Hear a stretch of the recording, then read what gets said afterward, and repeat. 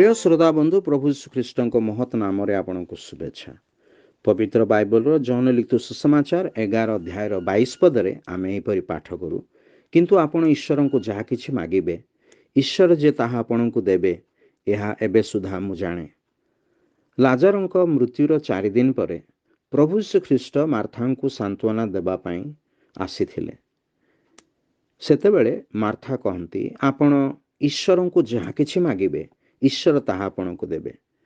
प्रभु श्रीख्रीष्ट जहाँ किछि मागिले ईश्वर ताहा ताहांकु काहींकी दियंती बा देबे, कारण इस बाइबल आमान को स्पष्ट रूपे जणाए जे एकमात्र ईश्वर अछंती आ ईश्वर मनुष्य मध्य एकमात्र मध्यस्थ अछंती जे प्रभु श्रीख्रीष्ट स्वयं अटंती। अधिकंतु पवित्र बाइबल आम एहीपरि मध्य पाठ करूँ, पितांक निकटरे आमर जड़े सपक्षवादी अछंती से प्रभु श्रीख्रीष्ट।